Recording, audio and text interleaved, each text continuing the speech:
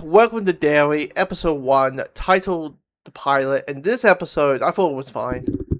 For a season opener, I thought it was fine. And mainly the issue I have with this episode is the performances. Now, I get it. It's hard to critique, and it feels very harsh to critique child actors. It's hard to do that. But we're watching a television show, and to watch a television show and make it a good show and something to look forward to week by week, you want to be invested with the characters, and acting's part of it. And these kids, I'm sorry, like I had a hard time investing with these characters because the performances I found to be very flat most of the time.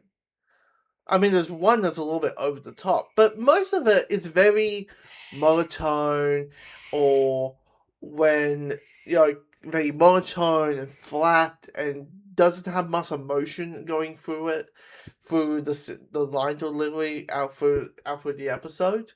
I mean, there's one character who's very over the top, and I get it. They're trying to go for the the kid who's very loud and is very boobies and butts, because the opening scene is him being a peeping Tom, spying on a neighbor who's about to take a bra off, and he's like, "Ooh, is she gonna have pointy boobs?" Because back in the 60s, bras were quite pointy, and he started questioning why were bras back in the 60s pointy.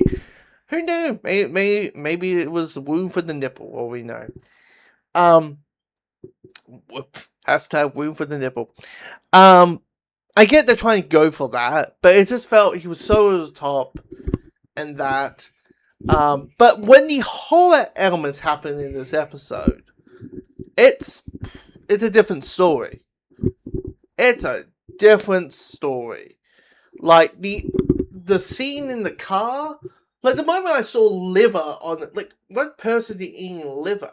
Like liver is a road trip snack. Yeah, sure. I knew something was up.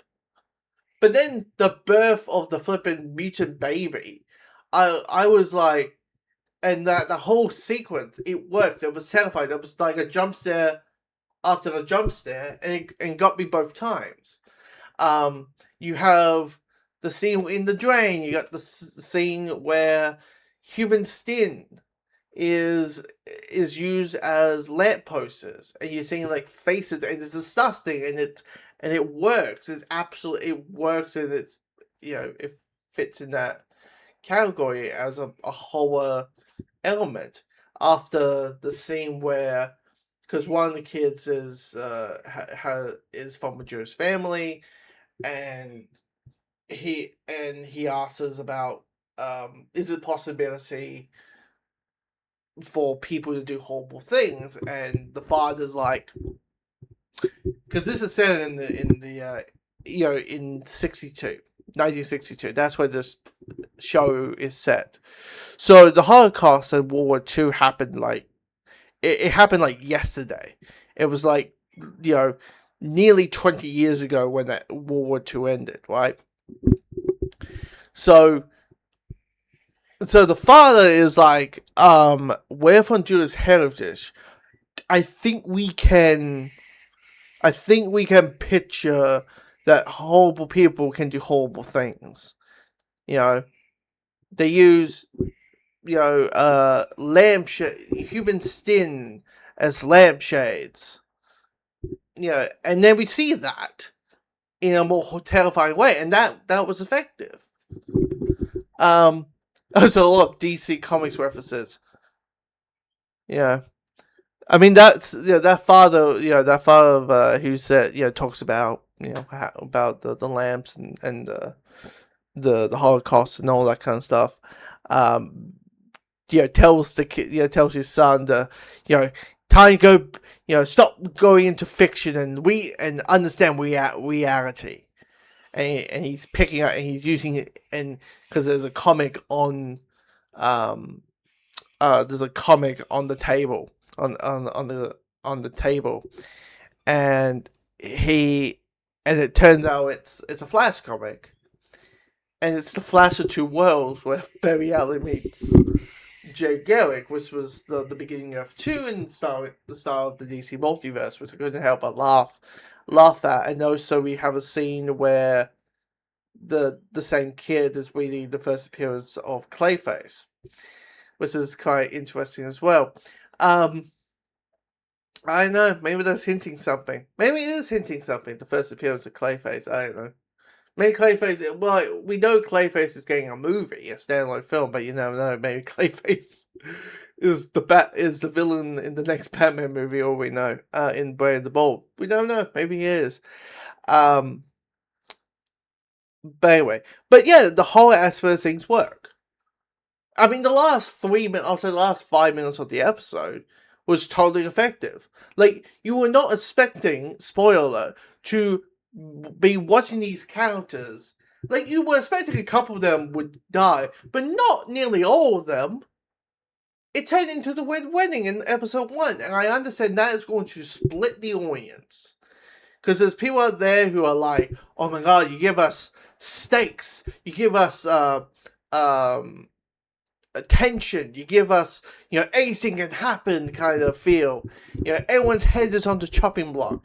Pennywise can take out anyone, in this show. And then some people are going to feel like, hey, you made me invested for 50 minutes with, you're trying to make me invested with these characters, and then you kill them off in the first couple of minutes, at the end, outside two characters. So there's a side of that I get, but it was very surprising. It was very surprising.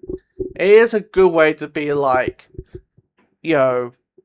see how it goes. Now the military story, I understand that's gonna cross over with the main storyline dealing with the kids. But I don't know, I don't have much of an opinion on that with the military guy and that. Now, how long will it take until we actually see Pennywise? How long would it take? I would go...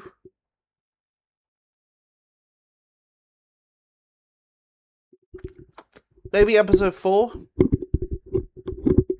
Where Pennywise shows up and all, because it is 8 episodes, so Pennywise showing up with all his clown glory, you may say. But that's what I think. Anyway, I thought the episode was just fine. Just had a hard time investing with the characters, just because they just seem very wooden and one note, and maybe it's just because I found the performances to be a bit one note, or the characters to be a bit one note. But, yeah. Anyway, comment below, let me know your thoughts of this episode.